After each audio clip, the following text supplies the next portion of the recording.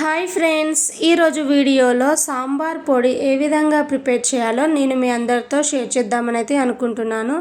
Just ఇంట్లో ఉన్న వాటితోనే ఇట్లా సాంబార్ పొడి అయితే ప్రిపేర్ చేయొచ్చు.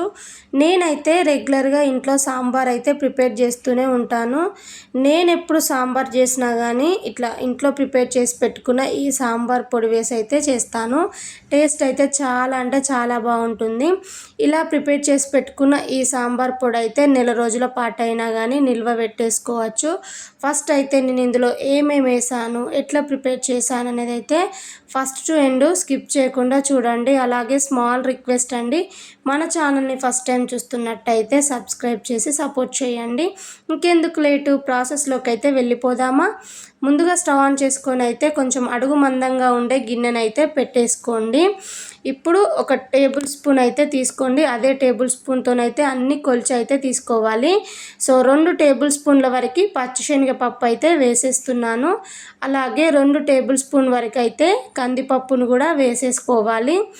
అలాగే 1 టేబుల్ స్పూన్ వరకు మినపప్పును కూడా వేసేసుకొని ఫ్లేమ్ అనేది లో ఫ్లేమ్లోనే పెట్టుకొని ఈ పప్పులన్నిటినీ కలర్ చేంజ్ అయ్యేంత వరకు బాగా ఫ్రై చేసుకోవాలి. ఈ పప్పులన్నీ వేగేటప్పుడు అయితే స్మెల్ అయితే చాలా మంచిగా వస్తుంది.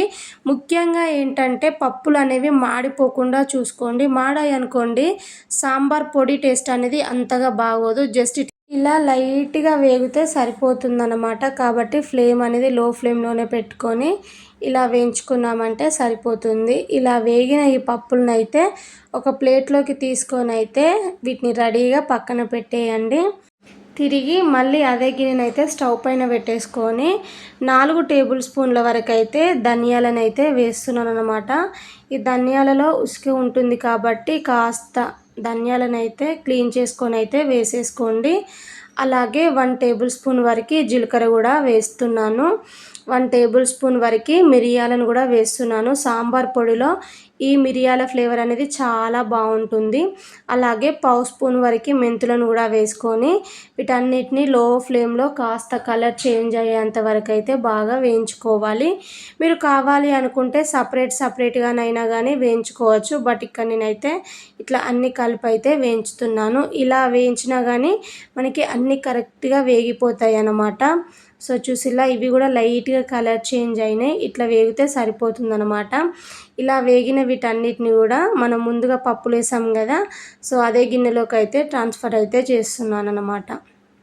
సో వేసేసిన తర్వాతకైతే ఇందులోకి 10 నుంచి 12 వరకు అయితే ఎండుమిర్చిని అయితే తీసుకుంటున్నాను.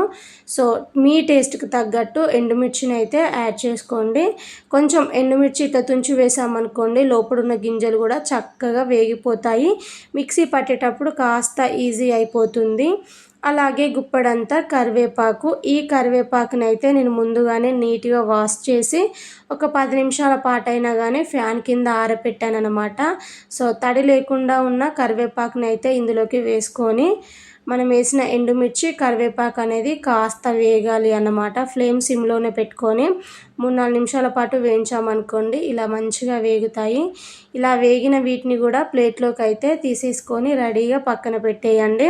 ముఖ్యంగా మనం సాంబార్ పొడి చేస్తున్నామంటే ఒకటి మాత్రం గుర్తుపెట్టుకోండి, ఏవి తడి లేకుండా ఉండేటట్టు అయితే చూసుకోండి. అలా తడి లేకుండా మనం ప్రిపేర్ చేసామనుకోండి సాంబార్ పొడి అనేది కాస్త ఎక్కువ రోజులు నిల్వ ఉంటుందన్నమాట.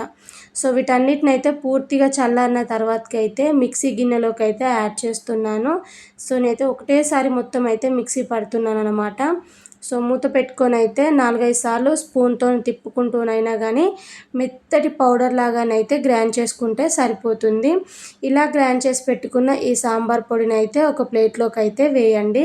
మనం గ్రైండ్ చేసినప్పుడు సాంబార్ పొడి అనేది కాస్త వేడిగా ఉంటుంది కదా, డైరెక్ట్ వేడిగా ఉన్నదాన్ని డబ్బాలో స్టోర్ చేసి పెట్టకూడదండి. ఇలా ప్లేట్లో వేసేసుకొని కాసేపు పక్కన పెట్టేసామంటే పూర్తిగా చల్లారిన తర్వాతకి అయితే ఏమైనా డబ్బాలో వేసి స్టోర్ చేసుకున్నామనుకోండి 1 మంత్ అయినా 2 మంత్స్ వరకు అయినా నిల్వ ఉంటుంది. ఎప్పుడైనా సాంబార్ చేసినా కానీ ఈ పొడి వేసి చేయడం వలన సాంబార్ టేస్ట్ చాలా బాగుంటుంది. ప్లస్ సాంబార్ కూడా థిక్గా బాగుంటుంది అనమాట.